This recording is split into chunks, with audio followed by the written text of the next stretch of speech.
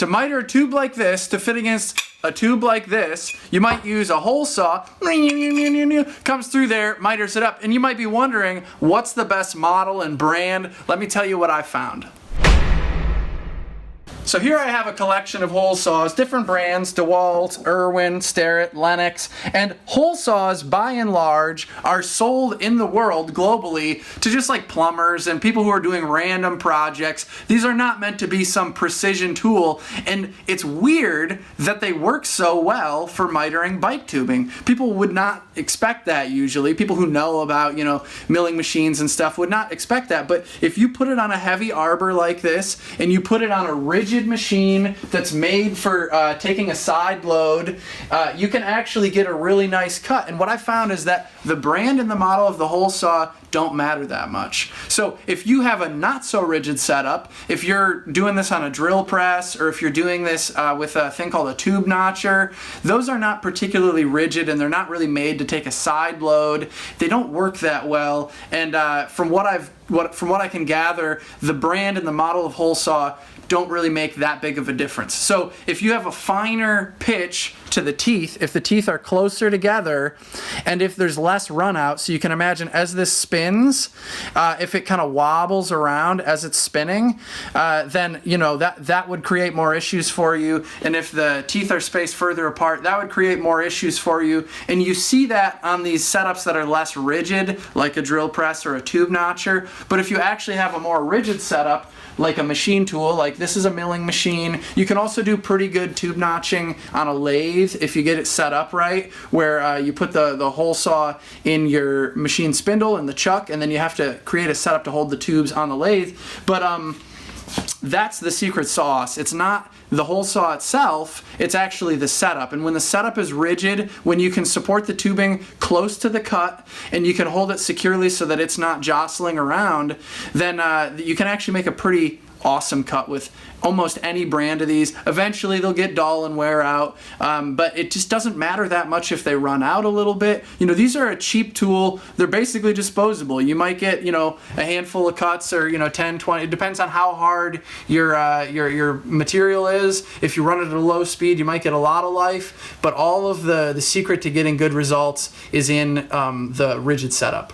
So by and large, hole saws are used like this with a pilot 1/4-inch drill on an arbor that goes into a cordless drill. This doesn't need to be rigid in the way that a milling machine does, and I'm going to illustrate here with this test piece sort of what I'm talking about. So if you have this pilot, it sticks out further than the length of the hole saw. This pierces into the workpiece first, and it gives you a center point of rotation, and then the rest of the radial loads are pretty well balanced around that point. So let me demonstrate. If I just poke into this OSB, all I'm doing is pushing straight down. It's not trying to walk off on me in any one direction.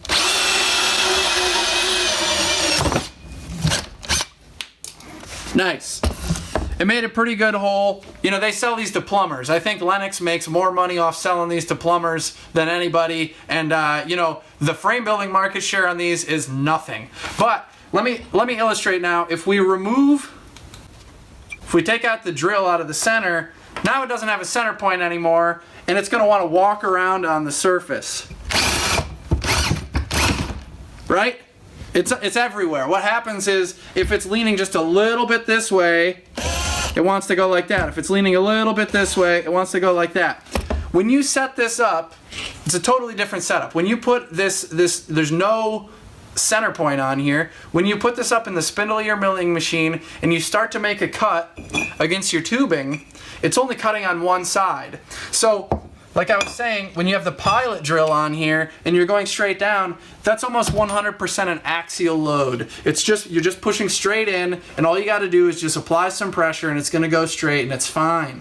When you put this in the spindle of your milling machine and you try and make a cut, Now you're dealing with a lot of radial loads. It's trying to push the tool sideways. And if you don't have your tube held really rigidly, and if you don't have a rigid spindle on your milling machine or your lathe or some heavy machine, what's going to happen is every time a tooth catches, it's going to want to spring the tool to the side, and it's going to want to try and push your tube. And the whole setup, if it's not rigid, it's just going to catch and it's going to spring, and the whole thing is just not going to work. But if you have that rigidity and everything is held oh so tight, oh so rigid, then it's just, you know, the machine doesn't care. It's just going to keep cutting, and the cutter would be in the same spot whether or not there was a load. If the whole thing is massive. And so that's the whole trick here, is we're just trying to have a stout enough of a setup that the machine doesn't care about the individual teeth of this. It's going to make the nice cut either way.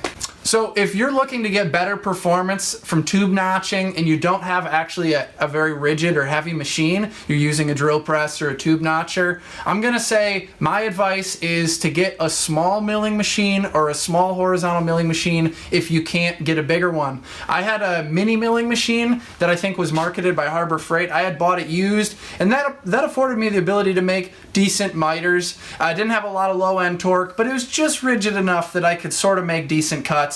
And that helped me on my first 5 or 10 bikes just to get the cuts made for the main tubes. I did a lot of practice joints that way. It was a lot better than doing them by hand. I would also say when you develop the familiarity and the skill with using hand files, you can rough in a miter, you know, for thin bike tubing fairly easily. It doesn't take forever. You just need to have good files and a little bit of practice with it. And I've done that a little bit. I used to do that a long time ago, and it's not terribly bad, but I haven't seen very good results with drill presses and tube notchers, and so I just wanted to throw my 2 cents out there about, typically when people are asking about the best brands of hole saws, it's because they've had bad experiences using hole saws to notch tubes. They're looking for the solution. Unfortunately, it's usually not the hole saw, it's usually the setup. I hope you found this really helpful. I hope it can save you some headaches from buying one of these setups that doesn't work so well, and hit that subscribe button. We'll see you in the next one.